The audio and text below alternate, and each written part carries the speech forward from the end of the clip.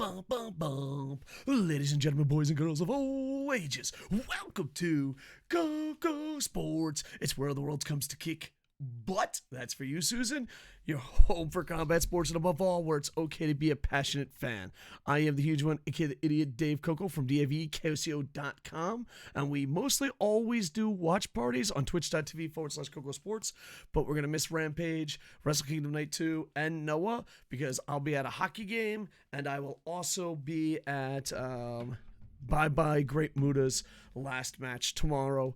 All right, we're gonna do this quickly because we're a little behind. You know, we try to do it for the speed. We're like, hey, do you know the speed? And then it didn't go as fast as we thought to. All right, here we go. Let's just go. We always ask you, win, loss, or tie. What do you think of this week's show? All right, what do you think of this week's show, AEW Dynamite? We did a watch party. We had a bunch of people in the booth, and I think it was universal a win as far as our staff goes. So we ask you, win, loss, or tie. What do you think? And then you got, all right, so let's break this down. You got the All-Atlantic Championship. Orange Cassidy defeats Jay Lethal via Orange Punch. It was a bit crazy, a bit fun at times. I'm hoping that Orange Cassidy takes the All-Atlantic Championship around the world. We'll give it time and find out. I'm starting to feel like this is a never championship. This is a six-man tag championship. This is a, I don't know, WWE US Championship, a WWE European Championship, where it's cool at first, and then we realized, oh, fuck, this is literally just a fucking title. So I'm hoping that it keeps up its original theme and it goes overseas. Overall, fun opener, a little bit of comedy, a little overbooked, but I think they are skirting the line of being overbooked and entertainment, and they're right at entertainment. And as far as like Jeff Jarrett and Jay Lethal's group goes, it's overbooked, but it's one of those things where you see an in-shape guy eat too much cake. And then you're like, hey, man, maybe you shouldn't eat too much cake. He's like, don't worry, I run 18 miles a day. Then they get out of the Marine Corps, and they keep the same amount of cake consumption and just get fat. That's what it reminds me of. So you see a really good in-shape storyline, eating too much cake, and you're like, hey, dude, are you going to keep eating this cake? But right now, they can handle it. Hopefully, it doesn't get out of control too fast. Next, I like this. This is a huge upset. Top Flight defeats the Young Bucks. Top Flight, Young Bucks, very exciting, fast-paced match. To me, it's what's some of the best tag team wrestling in the world right now.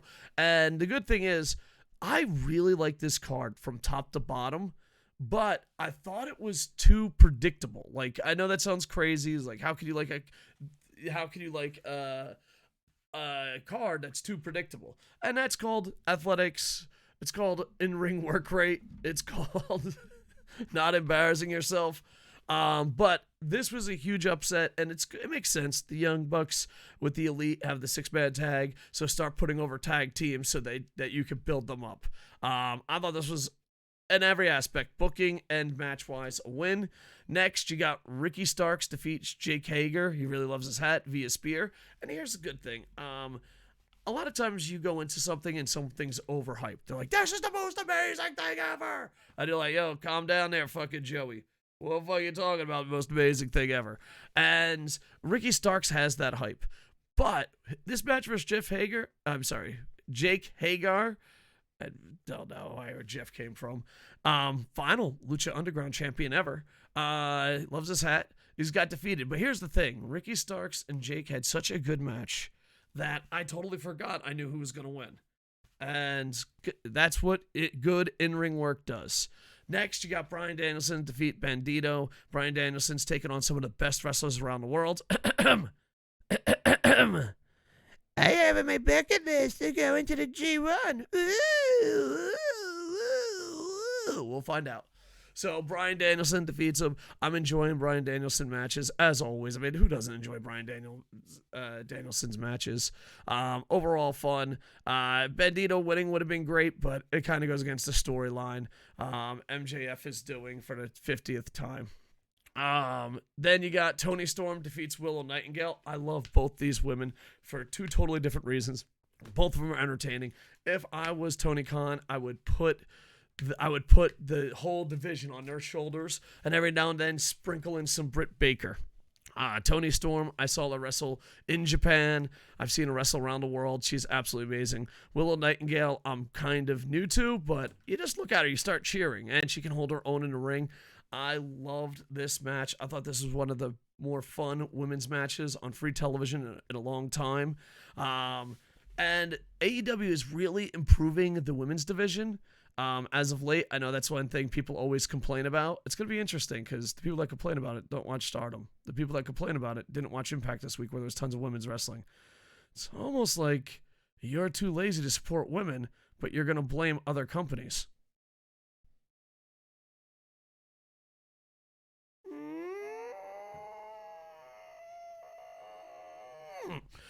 So I thought it was great. I thought the women's division is doing good. The only problem is with me, maybe I have an attention span of a Dalmatian on crack. Maybe it's the situation where, I like my storylines to be slow, drawn out. But the pacing on the women's division is crazy. It's just like, you want storylines? Here's a storyline. Here's a storyline. Everyone's got a storyline. And then out of nowhere, you're like, all right, like, I think the storylines are going so fast that you enjoy the product more if they didn't have storylines. And I might do a video on pacing. I think WWE storylines are way too slow and dumb, but I think their recap videos are amazing, where I think, AEW a little bit, New Japan, Noah, their storylines are slower, but they don't have that cool WWE recap. Like, if you could have it where you do a slow storyline like Prime New Japan, Noah right now, possibly AEW, but then have that WWE marketing video package at the end, that'd be 10 out of 10. 10 out of 10. But this is like the anti-WWE. And WWE is like, all right, say the same promo 17 times so we can get the right shot. And then AEW is like, everyone has a storyline, especially in the women's division. It's out of control. You got to slow that down. Let it breathe. Coming from me. That's kind of hypocritical because that's literally every editor has ever said about any of my writing. Dude, you got to let it breathe. What the hell? It's like, let it breathe. Whoo! All right. And then, of course, the TNT Championship. You got Darby Allin, the champion, defeating Kushida. This is the match that everyone wanted and didn't know. And along with Ricky Starks, I thought Darby Allin was overhyped as fuck. He's like, he's the greatest fucking human being that fucking touched planet Earth. Like, all right. Like, when it comes to Ricky Starks and Darby Allin, it's like a very beautiful woman. You like go over there and talk to her like, hey, what's going on? And then you have like these guys like, I will die for you. I'll do anything for you. And you're like, dude, I'm not going to do that. I'm just going to fucking walk away. That's what it feels like. But I think this is a great match for Darby Allin. I'll be there tomorrow when him and Sting and Muta team up. Yeah! And poor Darby, he's going to have to take all the bumps in that match. Watch our Pro Wrestling Noah preview that we did a couple weeks ago. I probably should have did a second one, but we're running a little late. But overall, I thought this was a great match. I enjoyed the living shit out of it. And I like the way, I hate the way they're booking the All-Atlantic Championship because it's worthless. It makes no sense. When Pac went to other countries, chef's kiss. Now, they might defend it. It's okay. The TNT Championship, though, I think is being defended a lot better because it's defended like a TV title, and you could just take on all comers from around the world. So TNT Championship, stonks rising. All-Atlantic Championship, stonks dropping.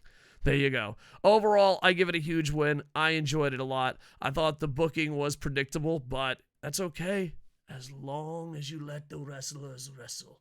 If you live, they can work in the ring. That's the thing. That's the beautiful thing about really good pro wrestling. Someone could spoil it, and you'll still enjoy it because they know how to work a match. And then there's arm bars for fucking my fat, out-of-shape indie guys for 20 minutes. There's good and bad in pro wrestling. And tonight, I consider it a good.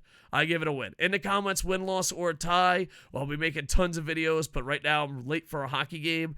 With that, I'll see you guys later tonight, and I'll be at Noah. Can't wait. Yeah, last great Muta match.